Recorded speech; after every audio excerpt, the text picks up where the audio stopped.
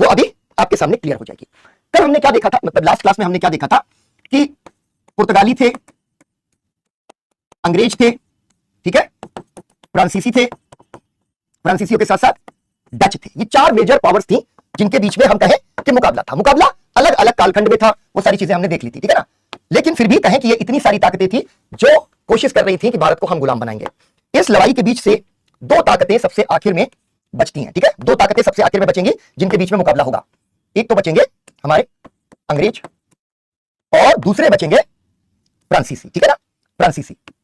यहां पर आपको देखना है कि यूरोपीय ताकतों में अंत में दो ताकतें बची, एक अंग्रेज और दूसरे फ्रांसीसी, तीसरी ताकत नहीं बची। फ्रांसीसियों के बारे में भी, उनकी कंपनी, उनके कंपनी के नेचर के बारे में भी हम लोगों ने बात की थी, ठीक है ना। अब इस लड़ाई में निकल के दो लोग बाहर आ गए, अंग्रेज और फ्रांसीसी। लेकिन इनके सामने एक दूसरी चुनौती थी, और वो दूसरी चुनौती जो थी वो थी भारतीय राज्यों की चुनौती, ठीक है। ये संघर्ष अभी बनाम होने वाला था भारतीय शक्तियां, भारतीय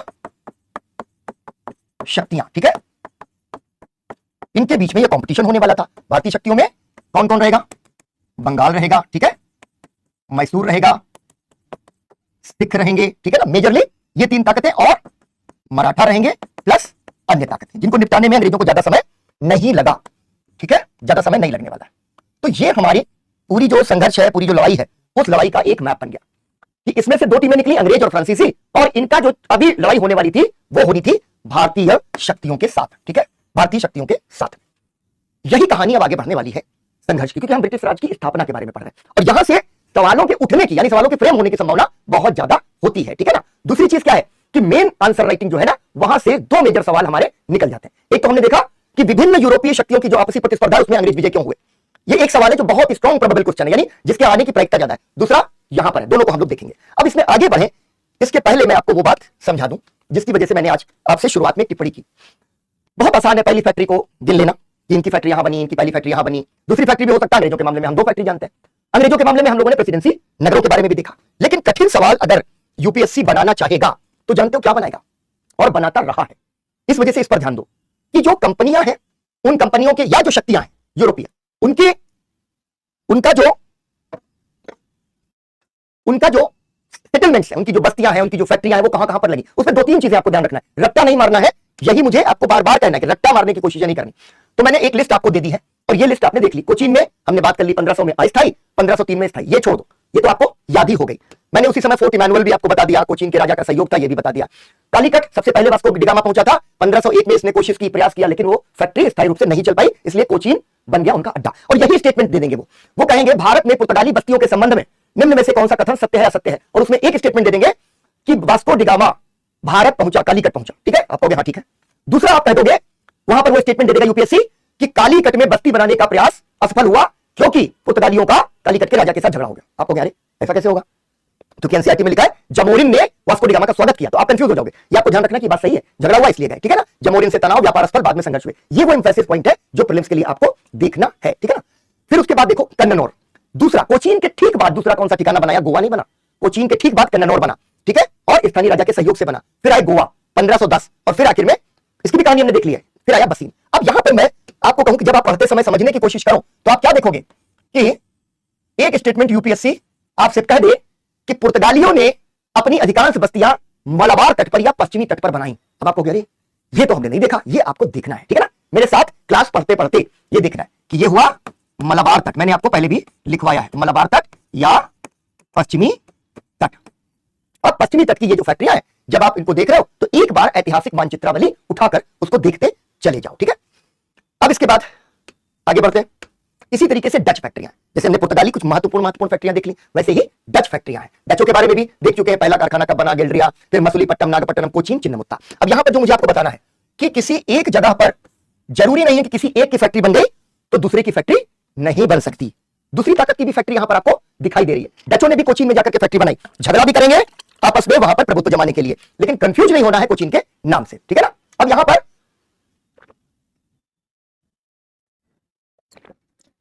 ये व्यापारिक केंद्र बन गए, इनके बारे में हम लोगों ने बात कर ली है कि मसूलीपट्टनम, कासिम बाजार, यानी डचों ने थोड़ा अंदर जाकर के भी अपनी फैक्ट्रियां बसाई। और ये जब हम डचों के बारे में बात कर रहे थे हमने इस पर बात कर ली थी। फिर आ जाओ फ्रांसीसियों के बारे में, हमने देख लिया है कि सूरत में पहली फैक्ट्री उनकी बनी।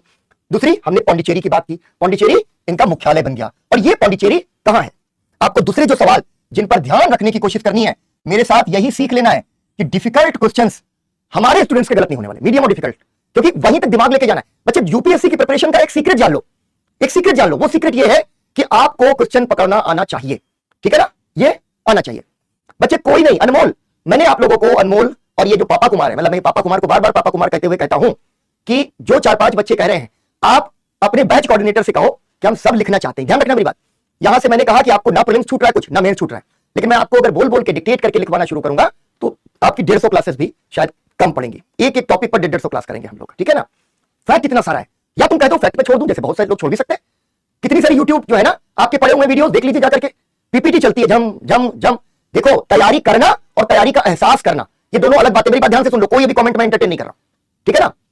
यहां आपको ध्यान रखना है कि तैयारी करना और तैयारी का ऐसे मॉडर्न इंडिया बिल्कुल बच्चे वो मत करें। क्या हो रहा है, ये कहां जा रहे हैं, ये जा रहे हैं सूरत, ठीक है, सूरत, यानी ये गुजरात में अपने अपने पांव जमाने की कोशिश में है। और उसके बाद तुम देखो महत्वपूर्ण बात कि ये पुर्तगालियों से इतर अगर तुम देखोगे तो अंग्रेज और फ्रांसीसी ये कहां जा रहे हैं, ये कोरोमंडल तट पर जा रहे हैं या पूर्वी तट पर जा रहे हैं, यहां पर अपनी फैक्ट्री की स्थापना कर रहे हैं। यानी कि पुर्तगाली जो है मलाबार तक सीमित रहे, ये एक स्टेटमेंट अगर आए यूपीएससी तो आपको ध्यान रखना है कि हाँ ये सच है, ठीक है ना। हम इसके बारे में बात कर ही चुके हैं। फिर क्या आ जाता है, कराईकल, एक और फैक्ट्री आ जाती है, ठीक है, वो भी कहां है, तमिलनाडु में, यानम। अब यानम, केवल इतना पूछ दें कि यानम नामक फ्रांसीसी बस्ती कहां स्थित थी और 4 स्टेट्स के नाम दे दे तो आपको पता होना चाहिए कि ये तो आंध्र प्रदेश में थी, यानी कोरोमंडल तट पर थी। ये डिफिकल्ट सवाल है, तो आप यूपीएससी के दृष्टिकोण से जब पढ़िए, पढ़ना उतना ही है, बहुत गहराई में नहीं जाना, बहुत सारी चीजें नहीं जाना है, ठीक है ना। तो ये आपको ध्यान में रखना होगा। फिर माही आ गई, माही, ऐसे केवल एक पूछ दिया कि माही कहां पर स्थित है, तो आपको पता चलना चाहिए कि ये केरल में है। केरल का मतलब हो गया कि यहां पर मलाबार तट पर है। इस तरीके से चंद्रनगर, एक फैक्ट्री जो महत्वपूर्ण फैक्ट्री है, चंद्रनगर कहां है, बंगाल में, महत्वपूर्ण फैक्ट्री है। केवल सिंपल सवाल पूछेंगे, चंद्रनगर कहां स्थित है, तो आपको यह पता होना चाहिए। तो जब भी आप पढ़ाई कर रहे हैं तो आप ध्यान रखिए कि आपको इस तरह से करना है। अब जरा लिखो, शुरू करो यहां से, एक चीज लिख लो, भारत में, एक हेडिंग डालो, भारत में यूरोपीय शक्तियों का संघर्ष, और डैश लगाओ, डैश लगाओ, 18वीं सदी, ठीक है, लिखो 18वीं सदी, ये हेडिंग है। हेडिंग के नीचे पहला पॉइंट बनाओ, विभिन्न यूरोपीय शक्तियों के आपसी संघर्ष के पश्चात अंततः 2 यूरोपीय शक्तियां बची, 2 शक्तियां बची, डैश लगाओ, अंग्रेज एवं फ्रांसीसी, अंग्रेज एवं फ्रांसीसी।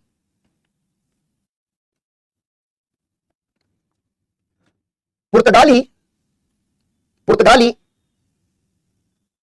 17वीं सदी में कमजोर हो चुके थे एवं 1661 में इंग्लैंड और पुर्तगाल के बीच वैवाहिक संबंध के चलते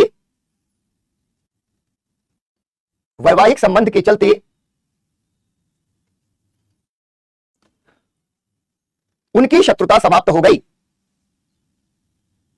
उनकी शत्रुता समाप्त हो गई। बहुत महत्वपूर्ण है, शादी का रिश्ता बन गया, दुश्मनी खत्म, उनकी शत्रुता समाप्त हो गई, पूर्ण विराम।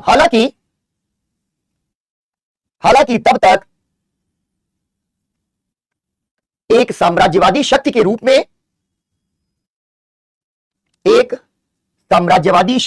में भारत से पुर्तगाल का पतन हो चुका था।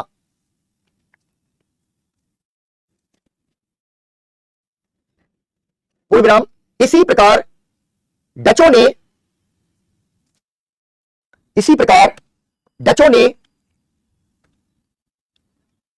उपनिवेशवाद की वैश्विक प्रतिस्पर्धा में इंडोनेशिया की ओर ध्यान देना बेहतर समझा। ठीक है, बेहतर समझा। ठीक है, इतना करो, इसको यहां पर बंद करो। अब ये जो मैंने आपको कुछ एक बस्तियां अभी दिखाई और जो मैं अभी दिखाने जा रहा हूं, ये बस्तियां जो मैंने दिखाई, ये आपकी फैक्ट शीट की तरीके से आपको लिखना है। इसमें कुछ भी नहीं है, केवल प्योर फैक्ट्स है। मैंने कहा कि आपको पकड़ना कैसे, सवालों को कैसे पकड़ना सीखना है। ठीक है ना, बिल्कुल सुजीत, हाँ बिल्कुल ठीक है, यही है। तो ये आपको फैक्ट्स की तरह लिख लेना है ताकि एक फैक्ट शीट जैसी बन जाए। पहला स्लाइड, दूसरा ये डचों की फैक्ट्रियां, तीसरा ये कुछ एक फ्रांसीसी फैक्ट्रियां आपको दिखाई दे रही हैं। ठीक है, वो तीन मैंने आपको अभी दिखाई।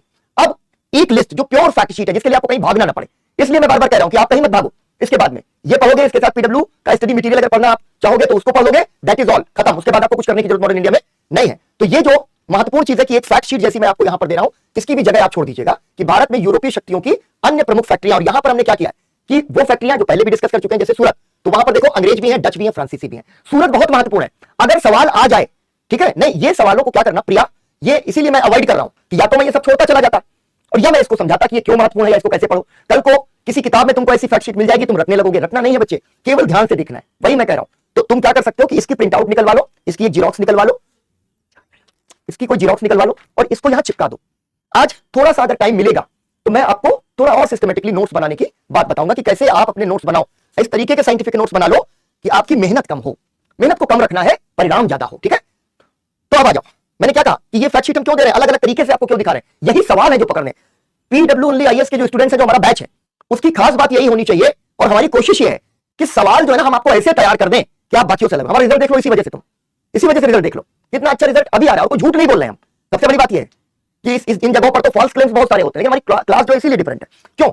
सूरत इतनी महत्वपूर्ण बस्ती है, एक सवाल यूपीएससी फ्रेम कर दे कि इनमें से कौन कौन सी यूरोपीय शक्तियों ने सूरत में अपनी फैक्ट्री बनाई। उसमें अंग्रेज, डच, फ्रांसीसी, पुर्तगाली, 4 लिख दिया। कूट कौन सा सही होगा? जो इन तीन का, यानी पुर्तगालियों ने सूरत में बस्ती नहीं बनी, बाकी सब यहां आ गए।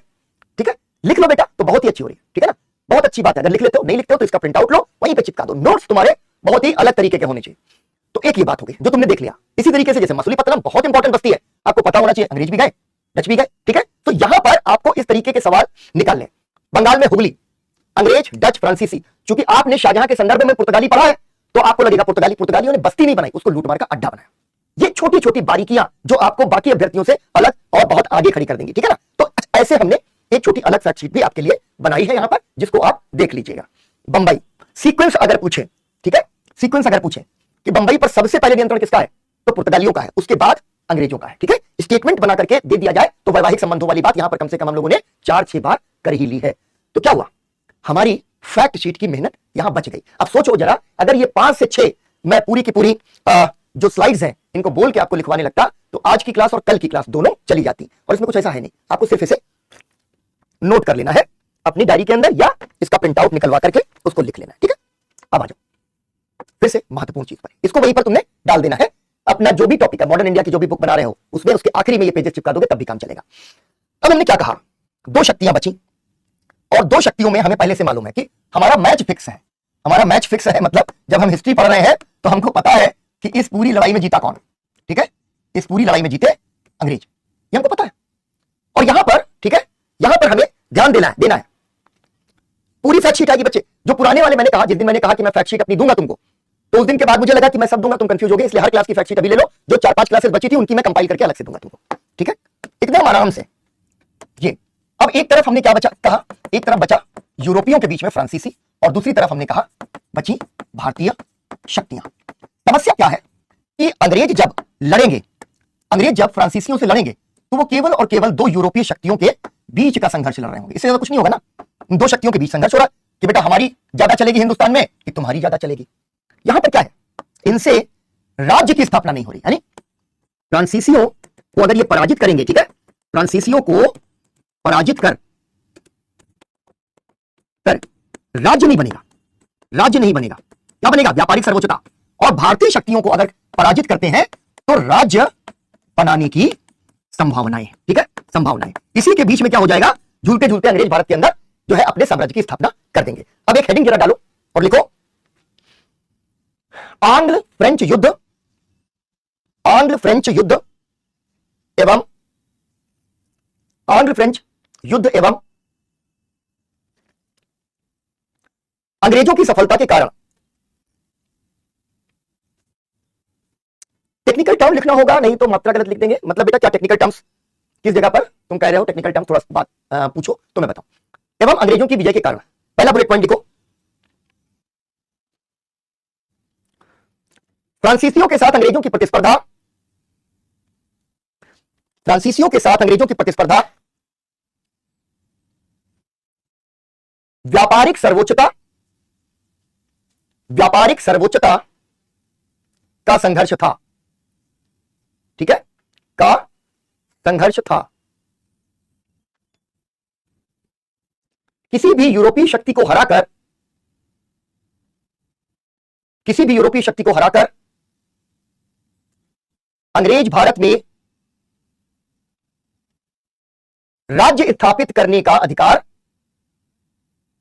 राज्य स्थापित करने का अधिकार प्राप्त नहीं कर सकते थे। ठीक है, डचों को हरा लेंगे राज्य थोड़ी बन जाएगा, फ्रांसीसियों को हराएंगे राज्य थोड़ी बन जाएगा। ये सब मेंस ओरिएंटेड अंडरस्टैंडिंग फ्लो यहां से बनेगा। ठीक है, नहीं बच्चे फैक्ट के लिए यही कॉपी बनाओ, इसी कॉपी में आएगा। आज मैं कोशिश कर रहा हूं कि आखिर में आपको आपके नोट्स बनाना सिखाऊं। ओरिएंटेशन में बहुत थोड़ा सा छुआ था, मॉडर्न के नोट्स, बाकी सारे सब्जेक्ट भूल जाओ। ये तुम्हें मैं बताऊं कि मॉडर्न इंडिया अपने आप में हिस्ट्री ही है, लेकिन मॉडर्न इंडियन हिस्ट्री सबसे कठिन है। इसलिए सबसे कठिन है क्योंकि इसमें इतना तथ्य है और इतना ज्यादा फैक्ट्स है और इतना ज्यादा मतलब उसके साथ साथ कॉन्सेप्ट और एनालिसिस है कि दिमाग का दही बन जाता है। तो जितना साइंटिफिक नोट्स बना लोगे उतना ही कल्याण हो जाएगा, बहुत बहुत एकदम आसान हो जाएगा, चिंता मत करो। केवल एक काम करना है कि गुरु पर विश्वास करना है। ठीक है ना, तुम्हारी बच्चों जितनी अभी एज है उतने साल से तो हिस्ट्री पढ़ते चले आ रहे, 23 साल हो गए हिस्ट्री पढ़ते पढ़ाते, मतलब तकरीबन तुम्हें कहूं कि जो है 13-14 साल तो पढ़ाते पढ़ाते हो गया हम लोगों को। ठीक है, तो गुरु पे विश्वास करो, तुम पढ़ रहे हो अभी और हम लोग तो पढ़ते पढ़ते इसी में ना गोरे हैं। खैर तो कहोगे सर काले हो गए, तो ये नहीं कह सकते, लेकिन हमारा रंग बदल गया। ठीक है ना, इस तरीके से धूप जिसको कहते हैं ना हमारे सर पे पड़ी हिस्ट्री पढ़ते पढ़ते। चलो, तो क्या हुआ, लिखा तुमने राज्य स्थापित नहीं कर सकते थे। यह उपनिवेशवाद, इसको समझना बहुत जरूरी, बहुत इंपॉर्टेंट पॉइंट, यह उपनिवेशवाद का वैश्विक संघर्ष था। पूरी दुनिया में लड़ाई चल रही है, उपनिवेशवाद का वैश्विक संघर्ष था। दुनिया भर में अलग अलग क्षेत्रों पर औपनिवेशिक अधिकार के लिए एक विश्वव्यापी संघर्ष चल रहा था, एक विश्वव्यापी संघर्ष चल रहा था।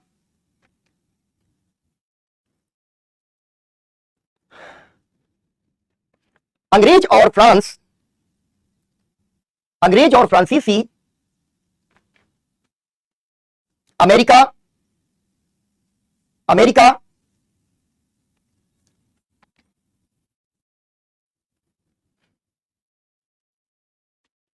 अब इतना बढ़िया कमेंट किया है एक बच्चे ने, सर आपका पढ़ाने का स्टाइल बहुत अच्छा है। अब उसने नाम लिखा है आफत आ गई।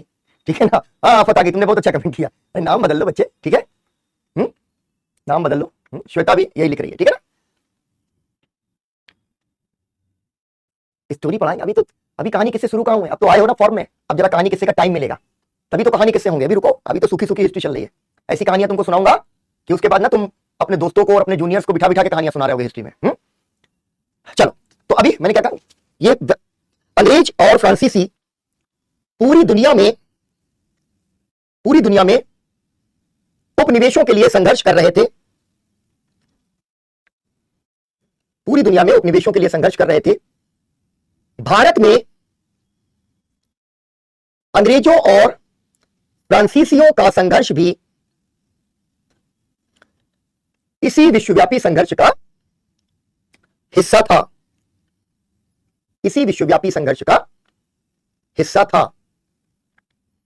हमने उसको पढ़ा है जब हम फ्रांसीसियों को पढ़ रहे थे, लेकिन एक प्रसंग के तौर पर, क्योंकि ये मेंस का क्वेश्चन है, प्रीलिम्स से तो सवाल आ ही सकते हैं और आए। मतलब फिर मैं कहता हूं कि 10-12 साल की हिस्ट्री नहीं, हम लोगों को देखना पड़ता है कि लंबा, अभी जब स्थापना करेंगे हमेशा ना उपनिवेशवाद और उपनिवेशिक सब समझ लेंगे। ठीक है, तभी जब अंग्रेजों की बात हो जाएगी तब उपनिवेशवाद की बात हम लोग करेंगे, उसकी परिभाषा समझेंगे, उपनिवेशवाद साम्राज्यवाद का अंतर समझेंगे, कितने प्रकार के उपनिवेशवाद है ये भी समझेंगे। ठीक है, लिखो,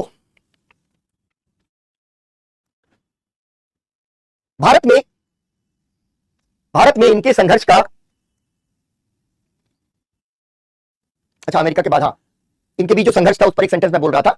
इन दोनों के बीच जो संघर्ष चल रहा है वो अमेरिका कौमा सुदूर पूर्व के देश, एक मैं कुछ लिखवा रहा था, अमेरिका के बाद कुछ छूटा था, वो जरा पूरा कर लो। अमेरिका, ये जो अंग्रेज और फ्रांसीसियों के बीच का संघर्ष है कि दुनिया में लड़ रहे हैं, उसी संदर्भ में कुछ लिखवा रहा था। ठीक है, राजलक्ष्मी भाई बोल रहा हूं बेटा, है ना, परमेश वही लिख लो। अमेरिका कौमा सुदूर पूर्व के देश कौमा अफ्रीका अफ्रीका और एशिया में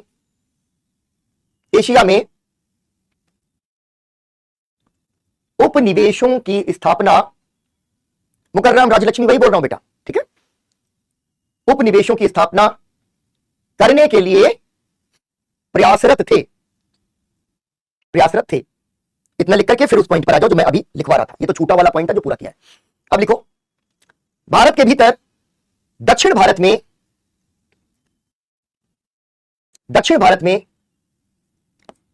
18वीं सदी के पूर्वार्ध, इसका मतलब क्या हुआ, 1701 से लेकर के 1750, ठीक है, ब्रैकेट में लिख लो या तुमको याद ही होगा, पता ही होगा। 18वीं सदी के पूर्वार्ध में विखंडित राज्य व्यवस्था थी। इसको ध्यान से देखना, इसका मतलब है छोटे छोटे राज्य, इसको लिख लो। ये हमारे एक स्टूडेंट ने भी अच्छी बात कही, इसको ध्यान रखना चाहिए तुम्हें। यूपीएससी बहुत ज्यादा कठिन टर्मिनोलॉजी का इस्तेमाल कर लेती है, ठीक है ना। भारत में इनके संघर्ष का, अब मैं इधर कमेंट करता हूं फिर मैं भूल जाता हूं क्या लिखवा रहा हूं, क्योंकि मैं कहीं से कुछ ऐसा नहीं है कि मेरे पास नोट है मैं तुमको लिखवाता हूं, समझाते समझाते मैं लिखवाता हूं, ठीक है ना। भारत के, हाँ, दक्षिण भारत में विखंडित राज्य व्यवस्था थी। यहां छोटे छोटे राज्य आपस में संघर्ष करते रहते थे। इसलिए यूरोपीय शक्तियों को दक्षिण भारत में पांव जमाने का मौका मिला।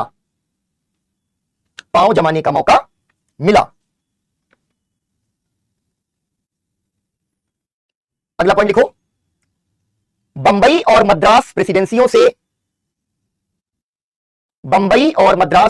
से अंग्रेज तथा पौंडीचेरी को केंद्र बनाकर फ्रांसीसी सक्रिय थे। अगला पॉइंट लिख लेना,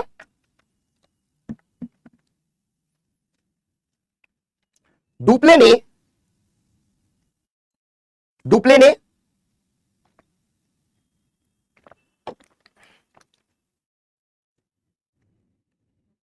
क्या छूट गया श्रद्धा, क्या छूटा है बेटा, थोड़ा लिख के बताओ। हाँ, मुझे भी लग रहा था तुम्हारी बात सही है, वो फ्लो टूटता है, अब नहीं देखूंगा, चलो मुझे लगता है कि ठीक है, बीच में इंटरेक्शन होता है। अब तुम्हारा भी जो है कमेंट नहीं देखूंगा, रुको अब लिख लो पहले, ठीक है, क्योंकि कमेंट करो तो डाइवर्जन होता है, डाइवर्जन में कई बार कुछ समझाने चले जाते हैं और समझा के लौटते हैं तो वो पॉइंट छूट जाता है। डुप्ले ने हैदराबाद और कर्नाटक जैसे राज्यों में हस्तक्षेप की नीति का प्रतिपादन किया और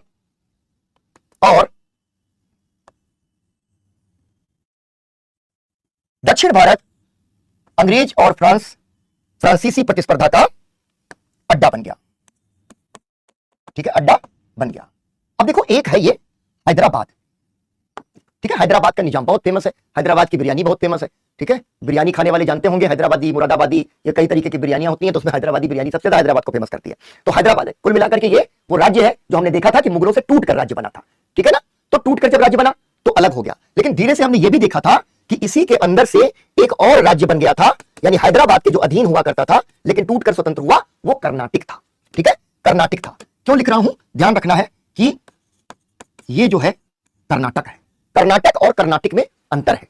अगर एक छोटा सा सवाल जो हम लोग हमेशा एज हिस्ट्री टीचर ये सोचते हैं कि आखिर क्यों अभी तक ये सवाल नहीं पूछा गया, तो आश्चर्य होता है कि अगर पूछ दिया जाए कि दक्षिण भारत के आंग्ल फ्रेंच संघर्ष के संदर्भ में कर्नाटक का प्रसंग आता है, ये कहां स्थित था, तो अगर लिखा जाएगा महाराष्ट्र, ठीक है, आंध्र प्रदेश, तेलंगाना, कर्नाटका, तमिलनाडु, केरला, ऐसे सारे स्टेट्स के नाम अगर मान लो दे दें, 4 ही देंगे ऑप्शन, लेकिन इनमें से कोई 4 ऑप्शन दे दें तो ज्यादातर लोगों को लगेगा कर्नाटक का मतलब कर्नाटक, लेकिन ये कर्नाटक है जो दरअसल तमिलनाडु का जो पूरा हिस्सा है, ये वो हिस्सा है जो कर्नाटक कहलाता था, ठीक है।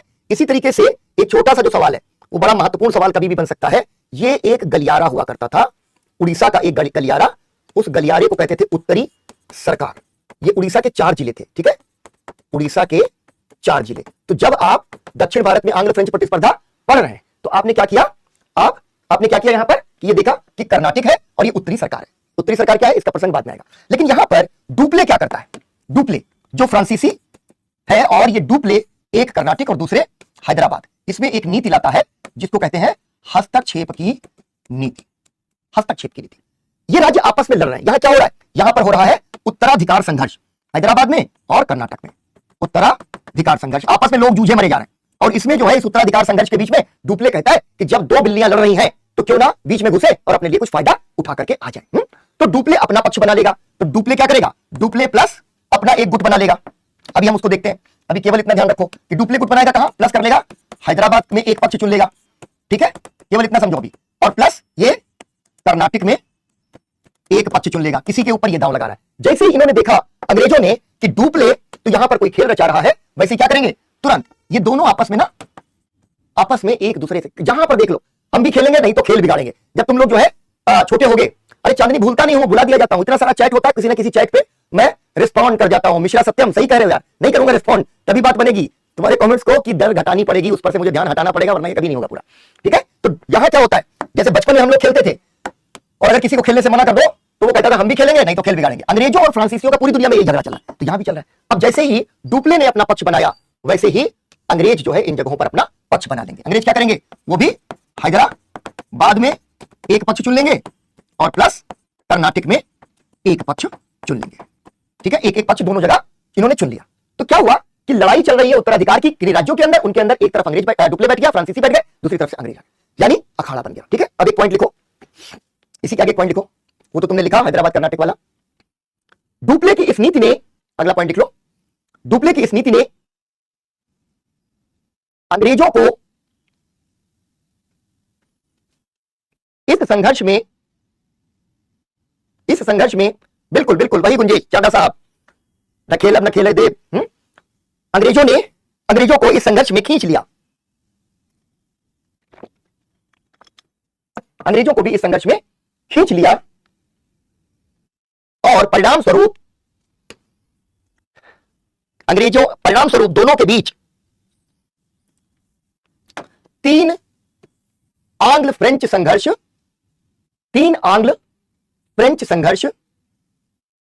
स्लैश लगाओ, इन्हें कर्नाटक युद्ध भी कहते हैं, ठीक है ना।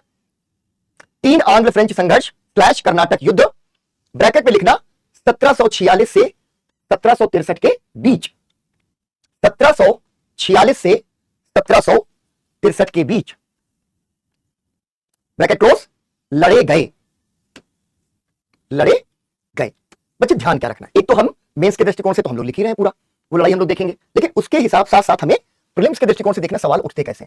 पहली चीज क्या है आपको ध्यान रखनी होगी कि ये प्रथम आंग्ल फ्रेंच युद्ध कब लड़ा गया, ठीक है, 46 से 48, ये आपको ध्यान रखना दिमाग के अंदर, 1946 से 48 के बीच में। लेकिन महत्वपूर्ण यह है कि ये ऑस्ट्रिया उत्तराधिकार संघर्ष का युद्ध था।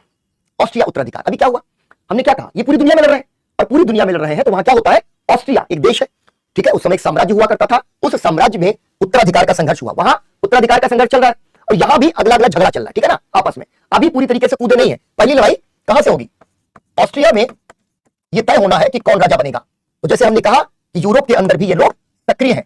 एक तरफ इंग्लैंड है, इंग्लैंड जो चाहता है कि उसके हिसाब से शासक बने। वहां का शासक कौन है, इस पर आपको बहुत ज्यादा ध्यान नहीं देना, उत्तराधिकार का संघर्ष क्या था इस पर बहुत नहीं जाना, यूपीएससी वहां से सवाल पूछता नहीं है, उस डेप्थ में आपको जाने की जरूरत नहीं है। और दूसरी तरफ क्या है, ये फ्रांस है जो आपस में भिड़ा हुआ है कि हमारी मर्जी का शासक बने या हमारे जो है फायदे का शासक बने। तो आपको ध्यान क्या रखना है, कारण क्या है, सीधा सीधा सवाल 2-3 तरीके से फ्रेम हो सकता है कि प्रथम आंग्ल मैसूर युद्ध का कारण क्या था, आंग्ल फ्रेंच संघर्ष का या कर्नाटक युद्ध का कारण क्या था, ऑस्ट्रिया का उत्तराधिकार संघर्ष, ये पहला फ्रेमिंग हो गया। दूसरी तरीके का फ्रेमिंग क्या हो गया कि पूछ सकते हैं कि इसका परिणाम जो है ये क्या हुआ या कौन सी संधि हुई, प्रथम आंग्ल मैसूर युद्ध, ठीक है, मैसूर क्यों कह रहा हूं मैं बार बार, प्रथम आंग्ल फ्रेंच युद्ध का अंत किस संधि के साथ हुआ, एक ये बना सकते हैं। दूसरा क्या बना सकते हैं, इन दोनों को उलट दो, ऑस्ट्रिया का उत्तराधिकार संघर्ष जो है भारत में किस संघर्ष की वजह बना, तो आपको पता होना चाहिए प्रथम आंग्ल फ्रेंच युद्ध का। दूसरा, एला शॉपेल की संधि निम्न में से किस संघर्ष के कारण हुई, ठीक है, उसका अंत बनी, तो आपको पता होना चाहिए प्रथम आंग्ल फ्रेंच युद्ध का। अब यहां पर 2 टीमें बन गई हैं, एक तरफ अंग्रेज है और दूसरी तरफ फ्रांसीसी है, ठीक है, ला बोर्दो ने और दूसरी तरफ डुप्ले, ये दोनों सेनाएं आमने सामने आई और फ्रांसीसियों ने क्या किया, मद्रास पर कब्जा कर लिया। फ्रांसीसियों ने मद्रास पर कब्जा किया। मद्रास क्या था? प्रेसिडेंसी नगर, जिसके बारे में हम बात कर ही चुके हैं। मद्रास पे कब्जा कर लिया, ब्रिटिशर्स को बहुत ज्यादा हानि हो गई, ठीक है, बहुत नुकसान हुआ। और ये इंपॉर्टेंट पॉइंट है कि फ्रेंच सेना दक्षिण भारत में मजबूत हो गई। ये पहला लड़ाई जो हो रहा है 46-48 में, ये क्या हो रहा है कि यहां पर फ्रांसीसी मद्रास तक चढ़ गए और फ्रेंच सेना दक्षिण में हो गई मजबूत। उस समय के लिए ऐसा लगा, उस समय के लिए ऐसा लगा कि भाई अब तो जो है फ्रांसीसी जो है वो जीत जाएंगे और वो मजबूत हो गए हैं, ठीक है। लेकिन हुआ क्या कि युद्ध यूरोप के कारण हुआ है। तो युद्ध में जो संधि हुई वो भी यूरोप के कारण हुई। तो एला शॉपेल की जो ये संधि होती है उसमें बहुत सारे कारण जो है यूरोप के विद्यमान थे और उसकी वजह से भारत पर भी विचार विमर्श किया गया। और वहां भारत में भले ही जीत गए हो लेकिन यूरोप में फ्रांसीसियों की हालत पतली है, ठीक है। तो यहां पर क्या होता है, युद्ध समाप्त हो गया और मद्रास ब्रिटेन को लौटा दिया गया, ठीक है ना। और यहां से हो गई आंग्ल फ्रेंच प्रतिस्पर्धा की शुरुआत, ठीक है। ये आपको ध्यान रखना है। तो ये पूरी स्लाइड आपको इसी तरीके से नोट डाउन कर ली है। एक हेडिंग डालो, प्रथम, पहले हेडिंग डालो आंग्ल फ्रेंच संघर्ष कर्नाटक युद्ध, जो आपने डाल दी, उसके नीचे लिखो प्रथम आंग्ल फ्रेंच युद्ध। 1 2 3 4 5 6 7 8 इस तरीके से 7 8 10 लाइनों का एक स्पेस आगे छोड़िए, फिर हम लोग आगे बढ़ते हैं, ठीक है। ये मेयर फैक्ट्स है, ये एकदम फैक्ट्स है। एला शॉपेल है बेटा, एला सैंडी नहीं है, शॉपेल। एला शॉपेल एक जगह है जहां पर ये संधि हुई और उस संधि के नाम से इसको जाना जाता है, एला शॉपेल की संधि। आपने इसको समझ लिया। अब हम लोग आगे बढ़ने वाले, इस स्पेस को छोड़ो। अब इस स्पेस में आपने एक चीज तो क्लियरली देख ली जो आपको ध्यान रखनी है कि ब्रिटिशर्स इसमें कमजोर पड़ गए और फ्रांसीसी यहां पर ताकतवर हो गए। ये बहुत इंपॉर्टेंट पॉइंट है जो हमारे एनालिसिस का पार्ट बनेगा। अब देखो क्या हुआ, एक साल भी नहीं बीता था कि यह संघर्ष शुरू हो गया। कर्नाटक में और हैदराबाद में फ्रांसीसी बैठ गए थे जाकर। दोनों जगह पर उनका दबदबा है, दोनों जगह पर वो ये कोशिश कर रहे हैं कि किसी भी तरीके से वहां के उत्तराधिकार के संघर्ष में किसी का साथ दे। जब कोई नवाब बनेगा तो हमको बदले में फायदा देगा, ठीक है। आपको ध्यान रखना है कि यह परिदृश्य हमेशा रहा जहां पर डुप्ले को यह क्रेडिट दिया जाता है कि उसने दक्षिण भारत में जाकर के फ्रांसीसियों को भारतीय राज्यों में हस्तक्षेप करने का मंत्र दे दिया कि भैया इसमें घुसो और घुस करके फायदा उठाओ। तो दूसरी चीज आपको ध्यान रखनी है कि द्वितीय आंग्ल फ्रेंच युद्ध वो डुप्ले की एक कूटनीति है और वो कूटनीति क्या है, सीधे तौर पर कर्नाटक उत्तराधिकार युद्ध में कूद पड़ना। डुप्ले ने कहा कि हमको अपने हिसाब से चले जाना है युद्ध के भीतर। और यहां पर लड़ाई जो हो रही थी जो है वो कर्नाटक के अंदर वो थी चांदा साहब बनाम नवाब अनवरुद्दीन। फ्रांसीसियों ने क्या किया, चांदा साहब को उकसा दिया कि चांदा साहब आप जो है अनवरुद्दीन को हराइए, अनवरुद्दीन को हटाइए और हम आपका साथ देंगे, जब आप जीतेंगे आप हमको लाभ दे दीजिएगा। यह चल ही रहा था। उसके बाद हैदराबाद में लड़ाई बन गई मुजफ्फर जंग बनाम नासिर जंग। फ्रांसीसियों ने जाकर के वहां मुजफ्फर जंग का साथ दे दिया। और इसमें एक बहुत महत्वपूर्ण फैक्ट जो आपको ध्यान रखना है, 1749 में अंबूर का युद्ध हुआ जहां कर्नाटक वाले युद्ध में चांदा साहब जीत गए। ध्यान रखना, घर के भीतर झगड़ा चल रहा है, बाहरी आदमी को आप जब एंगेज करेंगे तो वो अपना फायदा करने के लिए आएगा। अनवरुद्दीन वहां पर नवाब हुआ करता था, ठीक है। अनवरुद्दीन के खिलाफ भड़का दिया चांदा साहब को। तो यहां पर क्या हो रहा है, अंबूर का युद्ध। सीधा सीधा प्रश्न, अंबूर का युद्ध आपको ध्यान रखना, यहां से सीधा फ्रेम हो जाएगा। सिंपल क्वेश्चन है, बहुत कठिन क्वेश्चन नहीं है, यहां पर बन जाएगा। लेकिन युद्ध हो चुका है, यहां पर ये जीत गए हैं। दूसरी तरफ मुजफ्फर जंग बनाम नासिर जंग में भी मुजफ्फर जंग जीत गए हैं। यानी कि द्वितीय आंग्ल फ्रेंच युद्ध यानी कर्नाटक उत्तराधिकार युद्ध और हैदराबाद उत्तराधिकार युद्ध के भीतर भी क्या होता है कि फ्रांसीसियों को बढ़त मिल जाती है। ध्यान रखना, क्योंकि यहां से प्रीलिम्स का सवाल जितना उठ सकता है उतना ही मेंस का सवाल उठ सकता है। तो यहां क्या हुआ कि जो है तुरंत डुप्ले की जो पूरी स्ट्रेटेजी थी, रणनीति थी, वो सफल होती दिखाई दे रही। लेकिन भाई यहां पर एक आदमी बैठा हुआ है, उसका नाम है रॉबर्ट क्लाइव, ठीक है। रॉबर्ट क्लाइव सामान्य सा एक कर्मचारी, फिर अधिकारी, ऐसा अधिकारी जो बहुत ज्यादा काबिल है। लोग उसकी सलाह को महत्व देते हैं। लंबे समय से क्लाइव को लोग आइडेंटिफाई कर रहे हैं और क्लाइव जब आया है जब से इंग्लैंड में, वो तेज बुद्धि है, वो हर एक मामले में कुछ ना कुछ सलाह दे रहा है अंग्रेजों को। तो जब यहां पर ऐसा लगता है कि अंग्रेजों के पैर उखड़ गए, उसी समय क्लाइव क्या कहता है, क्लाइव कहता है भाई तू इधर उधर की ना बात कर, सीधे मुद्दे पे आ जा। क्या मुद्दा है? मुद्दा यह है कि एक लड़ाई जो चल रही है वो लड़ाई चल रही है यहां पर हैदराबाद में, दूसरी लड़ाई चल रही है यहां पर। वो कहता है मद्रास के पास जो कर्नाटक की राजधानी हुआ करती थी अर्काट, वो कहता है कि सीधे राजधानी पे हमला करो। मतलब इधर उधर जो मोर्चे चल रहे हैं वो चलने दो, हम जब जाकर के सीधे ना घर पे हमला कर देंगे, राजधानी पे हमला कर देंगे, तो वहां से हम जो है बढ़त ले लेंगे। तो जब उसने ये बात कही तो बड़ा इंटरेस्टिंग है, वहां पर सारे जो उसके सीनियर ऑफिशियल्स थे, सेनापति थे, उन्होंने कहा कि ये तो बड़ा रिस्की गेम हो सकता है, हार रहे हैं भाई। पहली लड़ाई लगभग हार गए, वो तो जो है संधि हो गई एला शॉपेल की, तो हमें मद्रास वापस मिला। अब ठीक उसके बगल में अर्काट है, हम अर्काट पे धावा बोले, अगर हम फिर हार जाए तो उसने कहा नहीं साहब हमको भेज दीजिए। और क्लाइव को कहा गया कि ठीक है बेटा, रिस्क लेना है लाइफ में तो चले जाओ। और यहां से क्लाइव बड़ा बुरा आदमी है, उसने भारत में अंग्रेजी राज की स्थापना कर दी, लेकिन जिंदगी में एक चीज समझ लेना चाहिए भाई, यही समझ लो बेटा। पल्लवी, सबसे पहले मैंने कर्नाटक और कर्नाटक का फर्क ही बताया आपको। ये जो लाइफ फिलोसफी है, जो जोखिम लेता है वही कुछ बड़ा करता है। कि गिरते हैं सहसवार ही मैदान जंग में, वो खून से क्या गिरेंगे जो घुटनों के बल चले, ठीक है ना। तो इतना जो धीमे धीमे करे भैया गिर जाएंगे, इसलिए घुटना घुटना चलना है, रिस्क नहीं लेना लाइफ में, वो क्या करेंगे, बहुत नॉर्मल कुछ कर जाएंगे, अपनी जिंदगी चला ले जाएंगे। जो जोखिम लेता है वो आगे बढ़ता। क्लाइव ने क्या किया, क्लाइव ने जोखिम लिया, उसने चैलेंज ले लिया, उसने जाकर के एक छोटी सी सेना ली और अर्काट पर घेरा डाल दिया। और और इतना औचक हमला था, फ्रांसीसी दूर दूर तक इसको समझ नहीं सके। अब हुआ क्या, इस कहानी को समझने के लिए आज आ जाओ। आज क्या है, हमने क्या किया कि पाकिस्तान ये एक्सपेक्ट नहीं कर पा रहा था कि हम क्या करने वाले हैं। एक छोटी सी, जैसे कल अगर आप लोग फॉलो करते हो तो हमारे जो सेना प्रमुख हैं उनकी एक मीटिंग हुई और हमारा एक बहुत तगड़ा युद्धपोत है, ठीक है, युद्धपोत है, और वो युद्धपोत है आईएनएस विक्रांत। दुनिया के कुछ सबसे बड़े युद्धपोतों में एक युद्धपोत है, ठीक है ना, ठीक है। तो यहां पर आईएनएस विक्रांत का को केवल मूव करा दिया गया, थोड़ा सा समुद्र में, अरब सागर में आईएनएस विक्रांत को मूव करा दिया। जैसे ही आईएनएस विक्रांत मूव किया और हमारे फाइटर जेट आईएनएस विक्रांत के ऊपर से उड़ने लग गए, वैसे ही पाकिस्तान को हमने बलूचिस्तान में फंसा दिया। उधर से कोई मोशन, कोई मूवमेंट संभव नहीं हुआ, केवल एक चीज की वजह से, टैक्टिकल मूव। आईएनएस विक्रांत एक युद्धपोत जाके खड़ा हो गया, पूरा अरब सागर और ज्वाइनिंग इलाके में जो है पाकिस्तान की वायुसेना खत्म, नहीं लड़ पाओगे। और बाकी जो मोर्चे हैं वहां पर देखो, ये राजलक्ष्मी लिख रहा है S-400, बड़ा इंटरेस्टिंग है, रूस का वेपन है, रूस ने हमें टेक्नोलॉजी दी। लेकिन वो जो मिसाइल जा रही है, तुम लोग आजकल देख रहे हो ना, बहुत सारे वीडियो फुटेज वगैरह, वो रेड कलर के जो उड़ के ना पीछा करके जो मार रहे हैं, वो क्या है, उनका नाम है आकाश तीर। इंडिया ने डेवलप किया है आकाश तीर। तो हमारा डिफेंस सिस्टम, ये रणनीति के महत्व होते हैं। मैं सिर्फ आपको ये प्रसंग समझा रहा हूं कि जो आज हो रहा है वही उस समय कि अरकाट पर घेरे का फ्रांसीसियों को अंदाजा नहीं था, धड़ाम 2 मिनट के अंदर उसने बर्बाद कर दिया। फ्रांसीसी यहां पर हार गए, और हारे तो हो गई पौंडीचेरी की संधि। यही केवल इतने फैक्ट्स पर, आपको बहुत डीप फैक्ट्स पर नहीं जाना, एनालिसिस पर जाना है, वही समझ रहे हैं हम लोग। यहां एक चीज जो आपको ध्यान रखनी है कि 54 में पौंडीचेरी की संधि हुई। पौंडीचेरी की संधि से पहले फ्रांसीसी हार गए हैं। इस बार अंग्रेज जो है अपनी शर्तें मनवा रहे हैं।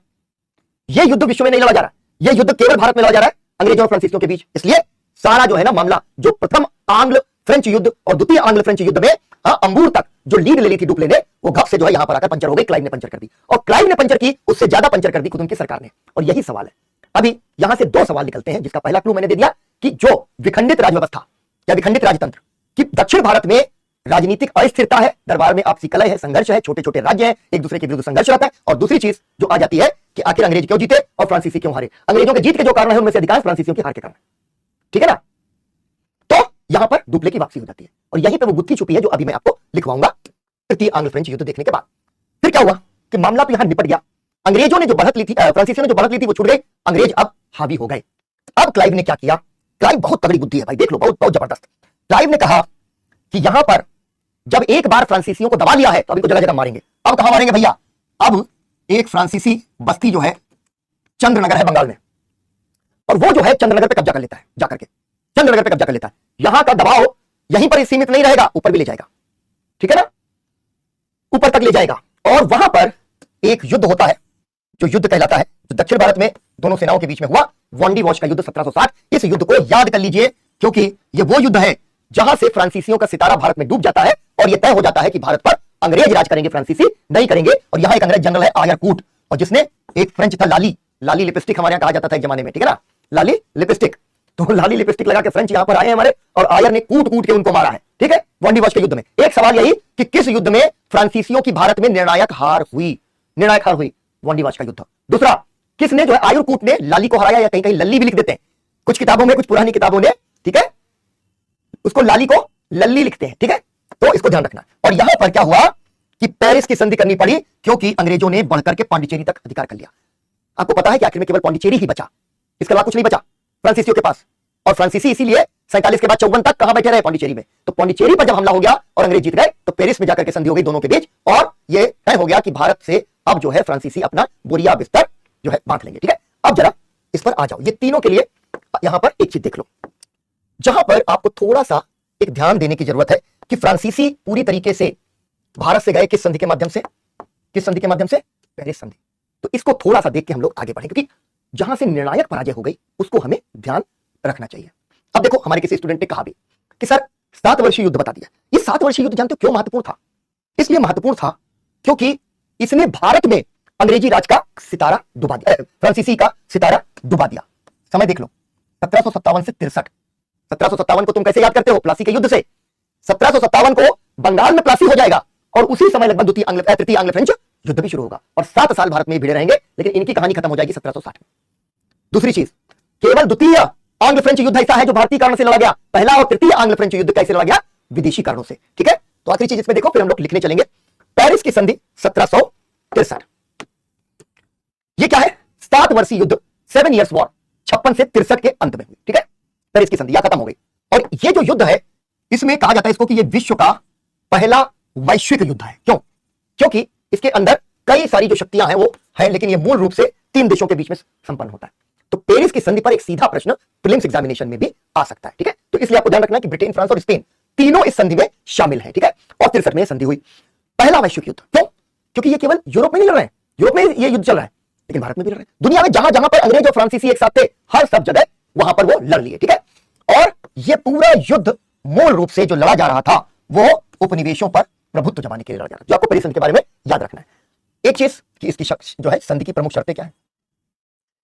दुनिया भर में जो उपनिवेश थे उनको लेकर इनके बीच में आपस में विवाद था, तो उन विवादों को इन्होंने ऐसे निपटाया, पुनर्वितरण कर दिया। ठीक है, उपनिवेश के जो क्षेत्र थे उनका पुनर्वितरण कर दिया। फ्रांस ने ब्रिटेन को कनाडा, अमेरिका में मिसिसिपी नदी का पूर्वी क्षेत्र, कैरिबियन आइलैंड के कुछ हिस्से और भारत के व्यापारिक गढ़ों पर अपनी उपस्थिति छोड़ने की शर्तें मान ली। उन्होंने कहा अब हम भारत में जो हमारे अपने किले हैं उन पर हम अब जो है अपना कब्जा नहीं ठोकेंगे, वो भी हम आपको देते हैं। यानी एक वैश्विक समझौता हो गया, और उस वैश्विक समझौते के बीच में ये निपट गया भारत में फ्रांस का भविष्य। ठीक है ना, यहां पराजय स्वीकार कर ली और कहा कि हम छोटे छोटे दो जगहों तक अपने आप को सीमित रखेंगे, और वो सीमा क्या है, पुडुचेरी या पौंडीचेरी, और दूसरा बंगाल में चंद्रनगर। ये भी एक शर्त थी पेरिस की शांति समझौते की। ठीक है, लेकिन हम ना किलाबंदी करेंगे और ना रखेंगे वहां पर सेना।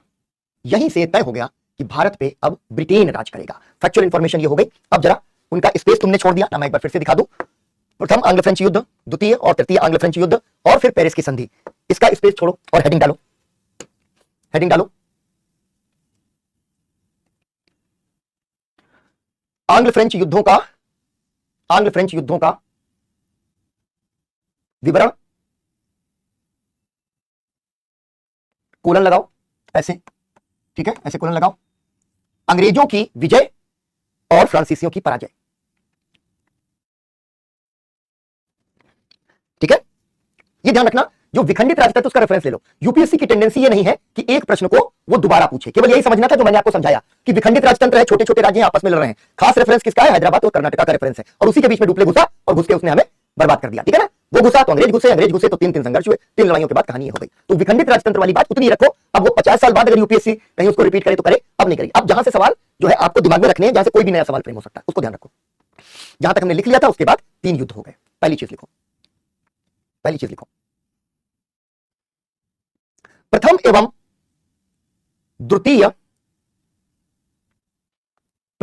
द्वितीय आंग्ल फ्रेंच युद्ध में अंबूर की लड़ाई। ठीक है, अंबूर की लड़ाई या अंबूर के युद्ध 1749 तक फ्रांसीसी हावी रहे। यह डुप्ले की हस्तक्षेप नीति का परिणाम था।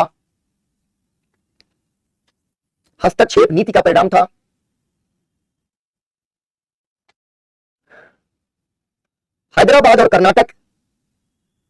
कर्नाटक तक ही निकल जाता है हमेशा। हैदराबाद और कर्नाटक दोनों राज्यों में विजय के बाद फ्रांसीसियों को धन, क्षेत्र एवं व्यापारिक लाभ हुए। परंतु रॉबर्ट क्लाइव की दूरदर्शिता से पासा पलट गया।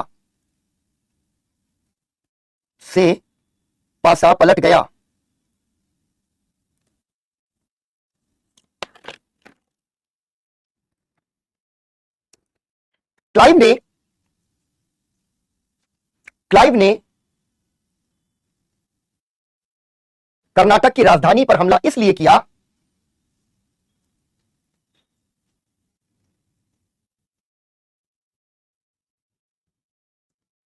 क्लास नोट्स में सब मिलेगा बेटा, ये जो क्लास नोट्स ये जो तुमको है ये तो तुमको सब मिल ही जाएंगे, मैं बीच में वो लिखवा रहा हूं जो इसमें नहीं है, ठीक है। और वो एनालिटिकल पार्ट है, अगर फैक्ट्स को डिक्टेट करने में टाइम वेस्ट करते हैं एनालिसिस मिस हो जाता है। प्रीलिम्स दे लोगे, मेंस में फेल कर जाओगे, कोई फायदा नहीं है। प्रीलिम्स के बाद अगर मेंस नहीं निकले तो फिर कोई फायदा नहीं। इसलिए किया क्योंकि डुप्ले के लिए आर्काट रणनीतिक रूप से बहुत महत्वपूर्ण था, रणनीतिक रूप से बहुत महत्वपूर्ण था।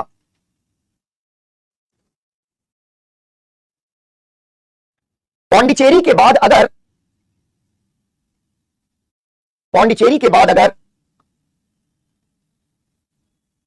आर्काट भी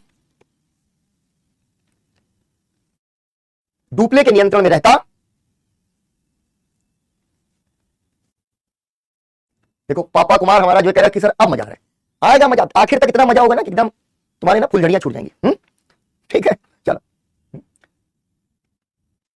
आर्काट भी डुप्ले के नियंत्रण में रहता तो मद्रास पर ब्रिटिश नियंत्रण के लिए खतरा उत्पन्न हो सकता था। तीनों बगल बगल में, ठीक है, पांडिचेरी, मद्रास और आर्काट, खतरा उत्पन्न हो सकता था। अगला बुलेट पॉइंट लिखो, कर्नाटक डुप्ले के लिए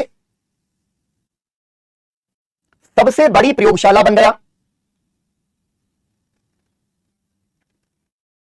क्योंकि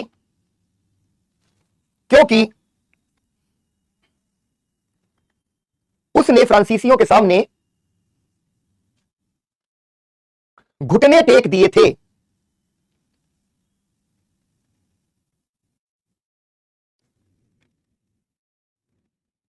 ठीक है, घुटने टेक दिए थे।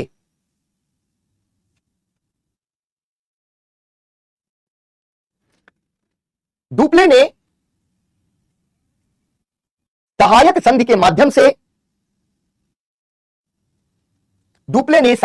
माध्यम से इन राज्यों को अपना आश्रित बना लिया था,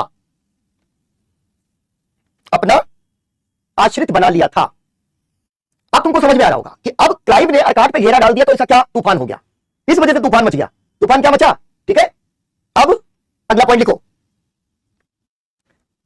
क्लाइव पर आर्काट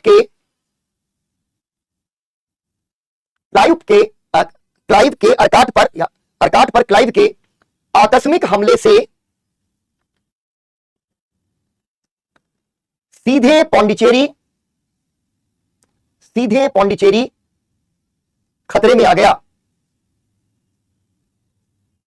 कौन सा बेटा सेकंड पॉइंट, कौन सा सेकंड पॉइंट है? एक लाइन लिखो, कुछ मैं भी समझा दूंगा। सेकंड पॉइंट एक बार फिर से समझाओ, पूछ लो। मैंने क्या कहा कि मद्रास, आर्काट, पौंडीचेरी एक दूसरे के बहुत करीब है, ठीक है। डुप्ले इसलिए ताकतवर है क्योंकि आर्काट उसका गढ़ बन गया, प्रयोगशाला बन गया है, उसके ठीक पड़ोस में पौंडीचेरी है। पौंडीचेरी आर्काट दोनों अगर आ जाएंगे इनके नियंत्रण में तो मद्रास के लिए खतरा है। लेकिन अब मैं क्या बता रहा हूं आपको, क्लाइव का पक्ष, ये तो था फ्रांसीसियों का पक्ष, अब सुनो जरा सा क्लाइव का पक्ष, कि क्लाइव द्वारा आर्काट पर या आर्काट पर क्लाइव के आकस्मिक हमले, जो भी मैंने लिखा हो, हमले से पौंडीचेरी खतरे में आ गया, पौंडीचेरी खतरे में आ गया।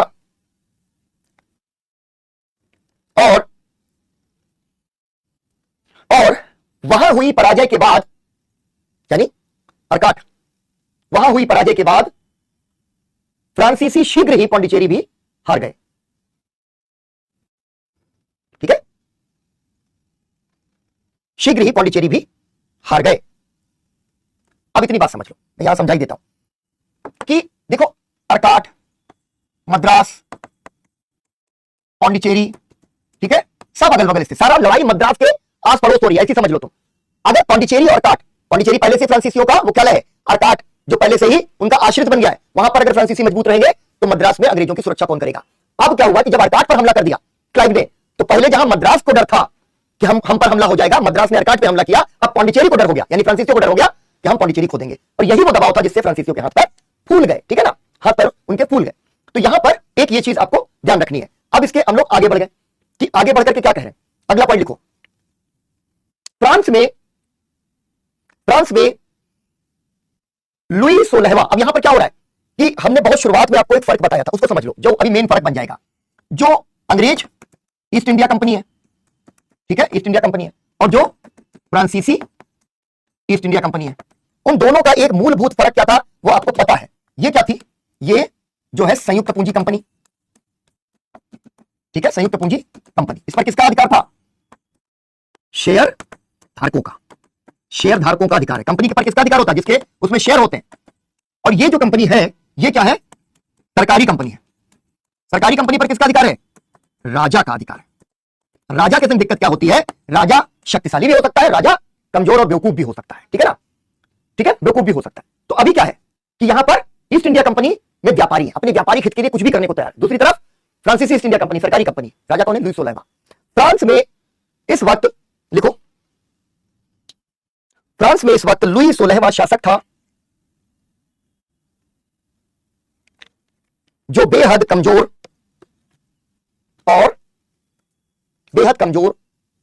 और मूर्ख था, लिटरली मूर्ख था। जब तुम फ्रांस की क्रांति पढ़ोगे तब पता चलेगा कितना बड़ा मूर्ख था। भारत में हो रहे युद्धों पर कर्नाटक में नहीं था बेटा, कर्नाटक, भारत में हो रहे युद्धों पर अत्यधिक खर्च हो रहा था,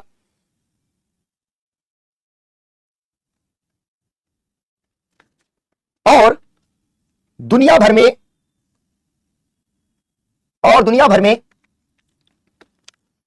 अन्य स्थानों पर फ्रांसीसी कम ध्यान दे पा रहे थे।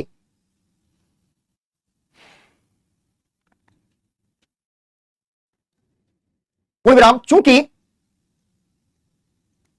हाँ मेरी अंततोगत्वा, बिल्कुल सही कह रहे हो, एंटोइनेट। क्योंकि फ्रांसीसी कंपनी एक सरकारी कंपनी थी,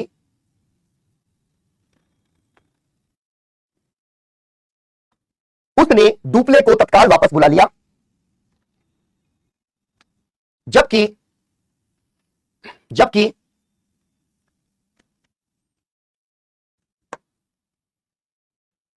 ब्रिटिश ईस्ट इंडिया कंपनी के शेयरधारक शुद्ध व्यवसायी थे और भारत के महत्व को पहचानते थे। इसमें एक आखिरी पॉइंट लिखो,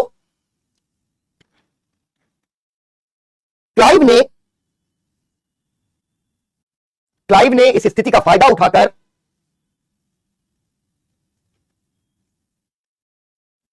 बंगाल में भी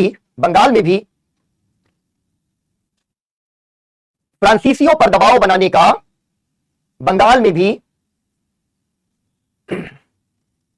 का प्रयास किया, और आयरकूट जैसे श्रेष्ठ सेना नायकों ने वांडीवाश के युद्ध में, हम लोगों ने देखा वांडीवाश के अंदर ब्रैकेट में 1760 लिख लेना, जितनी बार तुमको दिखता जाएगा याद होता जाएगा। वांडीवाश के युद्ध में फ्रांसीसियों का सितारा डुबा दिया। एक पॉइंट लिखना जो नॉर्मल बुक्स में तुमको एम्फसाइज नहीं किया जाता, लेकिन जब इसको तुम मेंस में लिख के आओगे ना तो एग्जामिनर कहेगा यार लड़का तो बहुत अच्छी ऑब्जर्वेशन रखता है, ठीक है ना। लिखो, आखिरी पॉइंट लिख लो इसका। दरअसल भारत में फ्रांसीसियों की हार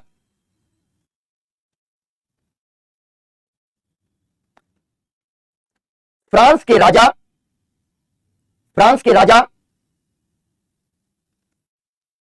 की खराब नीतियों की वजह से हुई,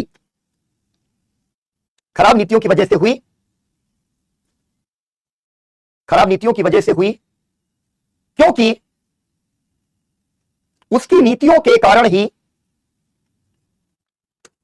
अंग्रेज पूरी दुनिया में फ्रांसीसियों को बार बार हराते चले गए, फ्रांसीसियों को बार बार हराते चले गए। अब जरा इसको देखो, यह हुआ दक्षिण भारत। दक्षिण भारत में हमने क्या देखा कि हैदराबाद और कर्नाटक जैसे दो राज्य जो हैं, उन राज्यों के ऊपर फ्रांसीसी और उसके बाद फ्रांसीसियों को पराजित करने के बाद जाहिर सी बात है कि अंग्रेज बुरी तरह से हावी है, लेकिन उन्होंने राज्य नहीं बनाया, राज्य नहीं बनाया। अब इनका जो दिमाग है कि राज्य हम कहां बना सकते हैं, तो जब ये युद्ध चल ही रहे थे और ऊपर की तरफ यानी चंद्रनगर की तरफ जब ये क्लाइव बढ़ता है तो एक बहुत बड़ी योजना के साथ बढ़ जाता है। उसको पता नहीं था, हमारे यहां एक कहावत होती है, अवधि में कहते हैं उस कहावत को कि छींका टूटा बिल्लियों का भाग्य, छींका टूट बिलैयन भाग्य। छींका होता था जिसके ऊपर गांवों में पहले दूध लटका दिया जाता था, मक्खन रख दिया जाता था, मलाई रख दी जाती थी छींके से, ठीक है ना। वो वहां पर बिल्कुल ज्ञानेश, जब तुम इसको पढ़ोगे स्टडी मटेरियल के साथ तो कुछ कुछ ऐसी चीजें मिल जाएंगी जो इसी में सब शामिल हो जाएंगी। अमेरिका पर नियंत्रण है, वो भी उन्होंने लूज कर दिया, आगे चलकर बहुत जल्दी अमेरिका भी हार जाएंगे, ठीक है। तो हम देखेंगे यहां पर जो छींका टूटा, छींका कहां टूटा हुआ है, वो अभी ऊपर टूटने वाला। चालाक है क्लाइव, बहुत चालाक है क्लाइव ने, बिल्कुल बंटाधार हम लोगों को कर दिया। तो चंद्रनगर पर उसने घेरा बनाया। अब क्या है कि हमारा अखाड़ा 1757 के बाद कहां पर जाकर के स्थापित हो गया, वो स्थापित हो गया बंगाल में। बंगाल में जब ये गए, जब हमने देखा था ना कि औरंगजेब के समय से ही ये जिद कर रहे थे। क्या जिद कर रहे थे? पहली चीज कि हमको चाहिए कर मुक्त व्यापार। वो किसने दे दिया था? फर्रुख सियर ने, याद है ना, फर्रुख सियर ने कब दिया था?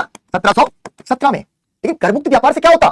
भारतीय जो शिखर कहते हैं तुम्हारे यहां, भारतीय जो हमारे व्यापारी थे वो तो इस प्रतिस्पर्धा में पीछे हो जाते और उनको ना दाल रोटी चलाना मुश्किल हो गया। इसलिए बंगाल के नवाबों को आपत्ति है, वो आपत्ति, लगातार आपत्ति है।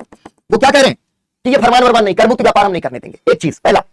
दूसरा चीज क्या हुआ कि किलेबंदी पर आपत्ति है। ये लोग कह रहे हैं तुम किला क्या बना रहे हो? क्यों? क्योंकि दक्षिण देख रहे हैं ना कि दक्षिण में तो तुम युद्ध कर रहे हो, कल को यहां भी आ जाओगे, ठीक है ना। फिर किलेबंदी पर आपत्ति है। तीसरी जो चीज है इनको ये फरमान पर आपत्ति, नंबर 1, नंबर 2 किलेबंदी पर आपत्ति, और नंबर 3 जो है वो चीज है कि हमारा निजी व्यापार पर आपत्ति। अभी इसको समझ लेंगे। निजी व्यापार पर आपत्ति। निजी व्यापार किसका है? कंपनी के अधिकारी, फरमान मिला कंपनी के व्यापार पर और अधिकारी अपना व्यापार भी उसी में किए ले रहे हैं। ये गलत बात थी, इसलिए भी आपत्ति है। तो ये नवाब की मूल रूप से 3 आपत्तियां बंगाल में बनी हुई हैं और वहां ये लोग झगड़ा करने पर आमदा है। दक्षिण भारत में स्थिति मजबूत हो गई, चंद्रनगर में गए और चंद्रनगर में फ्रांसीसियों पे हमला कर दिया। तो नवाब ने कहा कि तुम कौन होते हो? हम तय करेंगे ना, तुमने दूसरी फैक्ट्री पर हमला कैसे कर दिया, फ्रांसीसियों पे तुमने हमला कैसे कर दिया? तो वो इस बात का बुरा मानता है, ठीक है। तो वहां क्या चल रहा है? वहां स्थानीय राज्य और अंग्रेजों के बीच में टग ऑफ वॉर या रस्साकसी चल रही है 3 मुद्दों को लेकर। जरा लिखो, हेडिंग डालो, प्लासी एवं बक्सर या प्लासी के युद्ध की पृष्ठभूमि, ऐसे लिखो, प्लासी के युद्ध की पृष्ठभूमि, हेडिंग बनाओ।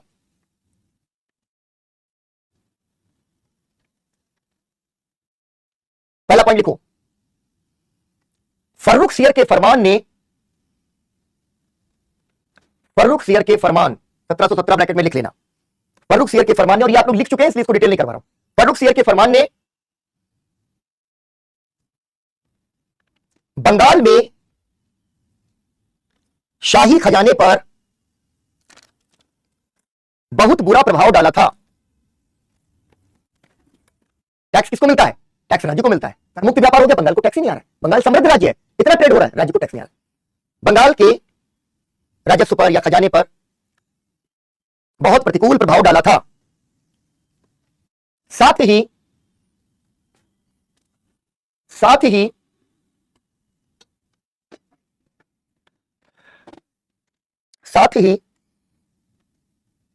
भारतीय व्यापारी भी इसकी वजह से प्रतिस्पर्धा से बाहर हो गए थे। प्रतिस्पर्धा से बाहर हो गए थे। बंगाल के नवाबों में अली वर्दी खान के बाद से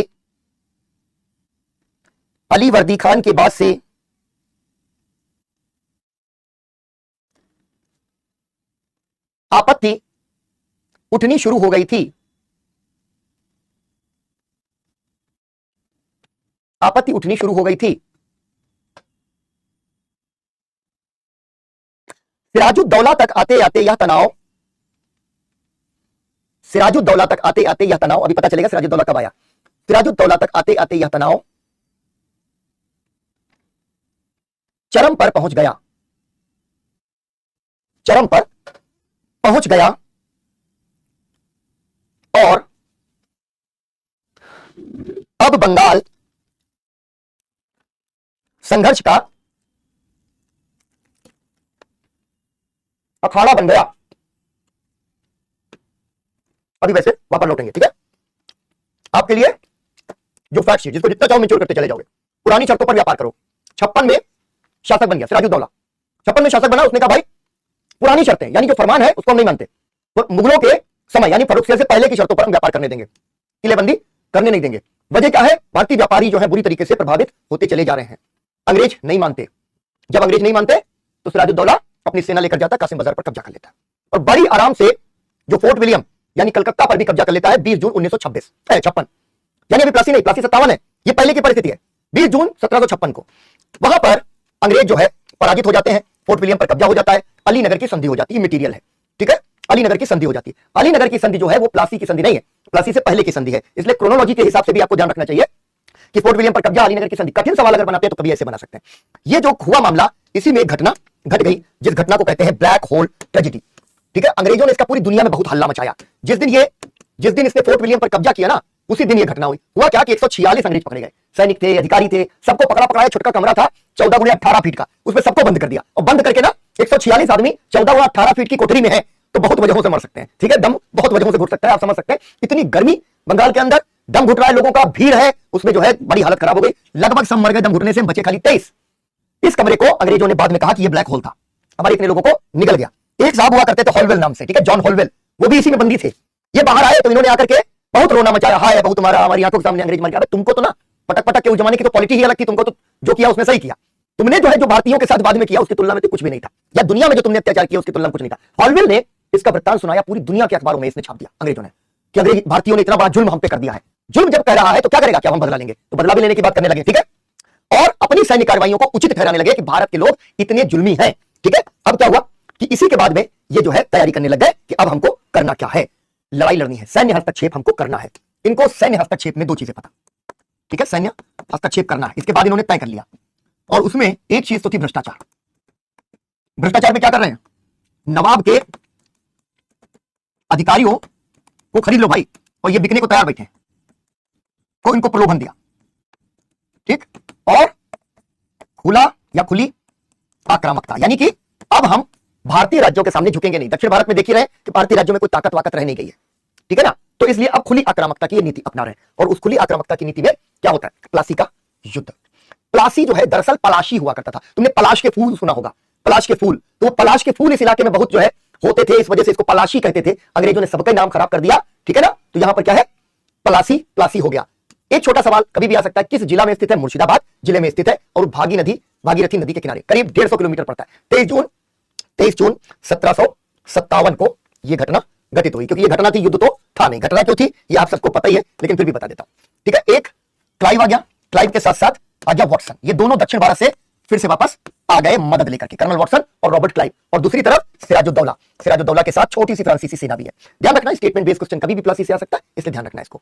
सिराजुद्दौला की सेना है 50,000, इनकी सेना है 3,000, ठीक है, जिसमें 900 यूरोपीय और बाकी भारतीय, 2100 भारतीय और 900 यूरोपीय। देख रहे हो, 50,000 बनाम 3,000। ये 50,000 एक तरफ और हमारे 3,000 एक तरफ। ये गलत हो गया, रुको, है ना। ये 50,000 एक तरफ है और हमारे ये 3,000 एक तरफ है, जिसमें केवल 900 यूरोपीय। अब हुआ क्या कि चूंकि इसमें मीर जाफर जो नवाब का सेनापति है, वो इनके साथ आकर के मिल गया है। अमीर चंद जो प्रभारी है, मानिक चंद जो कलकत्ता का प्रभारी है, ठीक है ना। और इसी तरीके से कलकत्ता के बड़े बड़े व्यवसायी, ये सब जो है अंग्रेजों से मिल गए अंदर। मीर जाफर यहां पर लड़ा ही नहीं, कहने भर को युद्ध था। दो छोटी टुकड़ियां, मीर मादन और राय दुर्लभ, ये दो बेचारे लोग थे जिन्होंने आखिरकार ये थोड़ी बहुत लड़ाई लड़नी शुरू की, लेकिन वो निपट गया मामला। और जो तोपखाना था वो बारिश के कारण जो है पूरी तरीके से उसमें बारूद, चूंकि वो भरवा तोपे हुआ करती थी, अगर वो जो है भीग जाता था तो वो काम नहीं करता था। तो यहां से ये लड़ाई एक दिन के अंदर निपट गई। सिराजुद्दौला वहां से भरा और पकड़ के बाद में मार दिया गया, ठीक है। जाहिर सी बात है, मीर जाफर को नवाब बना दिया और कंपनी जो व्यापारिक विशेषाधिकार मांग रही थी वो उसको मिल गए, और यहां से कंपनी का वास्तविक नियंत्रण शुरू हो गया बंगाल के ऊपर, ठीक है ना, बंगाल के ऊपर। अब देखो, हो गया, कहानी बहुत जल्दी खत्म हो गई प्लासी की। लेकिन असली लड़ाई क्या थी कि यहां पर जो मीर जाफर है, कितना किसी की गर्दन दबाओगे यार, कितना दबाओगे, इसको मजबूर कर रहे हैं, लगातार मजबूर कर रहे हैं, और कंसेशन देने हैं। प्लासी प्लंडर हो गया, प्लासी की लूट हो गई, सेना को भी पैसा दो, इनको भी पैसा दो, उनको भी पैसा दो, सबको एक तरह से मजबूर किया जा रहा। मीर जाफर एक समय के बाद झुक नहीं रहा है, तो क्या किया, मीर कासिम को नवाब बना दिया। कब, मीर कासिम 1760 में नवाब बना। अब बेचारा मीर कासिम तेज आदमी है, बहुत तेज आदमी, और रीढ़ वाला आदमी। रीढ़ वाला आदमी कौन होता है, जो अपनी बात जो है बेटा 5 मिनट के अंदर अभी खत्म हो रहा है, ठीक है, 5-7 मिनट की बात है, आज का ये टॉपिक खत्म करो तो कल आगे बढ़ेंगे, ठीक है, बस 5 मिनट 7 मिनट। मीर कासिम ने स्वतंत्र काम करना शुरू कर दिया। उसने कहा नहीं, हम गुलाम बनके नहीं बैठेंगे, बैठाया इसीलिए था कि गुलाम बने, लेकिन गुलाम बनके नहीं बैठेंगे। तो उसने भी वही किया जो सिराज कर रहा था, व्यापारिक छूटों का विरोध किया। और मीर कासिम ने क्या किया, वही छोटा सा बेदरा युद्ध कर दिया और युद्ध किया, हार गया, अवध भाग गया बेदरा के युद्ध के बाद। अब यहां गया तो यह है शुजाउद्दौला, कौन है, अवध का, ठीक है, अवध का नवाब, और यह है मुगल बादशाह शाह आलम द्वितीय। इन दोनों के पास गया, इन सबने कहा कि हम तुम्हारी मदद करेंगे, हम समझ रहे हैं कि क्या हो रहा है देश के अंदर, और बहुत बड़ी सेना जो है इनकी संयुक्त सेना, उसको 7000 सैनिकों के साथ बक्सर की लड़ाई में इन्होंने हरा दिया। परिणाम, मीर कासिम भागा, सिराजुद्दौला को मार दिया था, मीर कासिम भागा, पकड़ा नहीं गया, गुमनामी में मरा, ये ध्यान रखना है। इसके बाद इलाहाबाद की संधियां अभी इस पर आ रहे हैं, ठीक है। तो प्लासी के बाद जो है सत्ता का आभास भर था, क्योंकि अभी तक सत्ता पूरी तरह आई नहीं थी, बक्सर के बाद सत्ता का उनको अधिकार मिल गया पूरी तरह से। इस पर क्योंकि ये प्लासी और बक्सर के बाद की परिस्थितियां, अंग्रेजी राज का जो विस्तार है उसके पहले उस पर बात कल करनी है, इसलिए मैं जल्दी से निपट रहा हूं उसको। और यहां पर आपके प्रीलिम्स के लिहाज से जो संधियां हैं वो आप देख लीजिए। अब यहां पर नवाब बना दिया नाजिमुद्दौला को, बंगाल की सेना भंग कर दी, नायब सूबेदार को शासन सौंप दिया। हम लोग पढ़ेंगे आगे चल करके कि ये द्वैध शासन क्या होता है, ठीक है, द्वैध शासन के बारे में आगे पढ़ना है। और उसके बाद मीर जाफर से पहले इन्होंने बर्दवान, मिदनापुर, चटगांव वगैरह की जमींदारियां वगैरह ले ली थी। 2 संधियां इन्होंने की, इलाहाबाद की प्रथम संधि और द्वितीय संधि 1765 में, 64 में बक्सर हो रहा है, 65 में इलाहाबाद की संधियां। एक संधि शाह आलम द्वितीय के साथ, बंगाल, बिहार और उड़ीसा की दीवानी। दीवानी तुम लोग जानते हो क्या होता है, राजस्व होता है, ठीक है। और शाह आलम को इन्होंने बंदी बना दिया, कड़ा और इलाहाबाद उसको दे दिया कि ये तुम्हारी पेंशन के लिए, ठीक है ना, ये तुम्हारी पेंशन के लिए। दूसरी संधि नवाब शुजाउद्दौला के साथ की, इनको दिया कड़ा इलाहाबाद, ठीक है। वो कड़ा इलाहाबाद छीना किससे, अवध के नवाब से छीन लिया, ठीक है। कंपनी को 50,000 रुपया अवध वाले ने मुआवजा दिया, चुनार का दुर्ग दिया, अवध में भी करमुक्त व्यापार की छूट प्राप्त कर ली। ये कहानी प्लासी और बक्सर की। प्लासी बक्सर का प्रभाव क्या पड़ा, क्या उसका महत्व था, इस पर हम लोग कल बात करेंगे, ठीक है ना। चल कल मिलते हैं हम लोग इसी क्लास के अंदर। बंदूक का कारखाना मुंगेर में जो था ना, इंटरेस्टिंग, मुंगेर आज भी एक लाठी बनती है मुंगेर में। वो गांधी जी जब गए थे मुंगेर में तो कहते हैं कि मुंगेर वालों ने उनको वो लाठी दी थी, इसलिए लाठी वहां से बनना शुरू हो गई। और मुंगेर में ये जो बंदूक बनाने कारखाना डाला इसने अपनी राजधानी बदल के, उसने तो कहानी बदल दी। आज भी मुंगेर में कट्टा, तमंचा, बंदूकें, ठीक है, खूब बांधे जाते हैं। बिहार में खूब सप्लाई मुंगेर से होती है। चलो आज थोड़ा 10 मिनट तुम लोग लेट भी हो गए, दिन भर क्लास करते हो, मेरी सहानुभूति है तुम लोगों के साथ, लेकिन 1 साल परिश्रम कर जाओगे तो जीवन भर सुखी रहोगे। मिलते हैं कल की क्लास में। यस आकृति, जेएनयू से ही पढ़ाई की है मैंने। चलो कल करते हैं हम लोग आगे की बातचीत।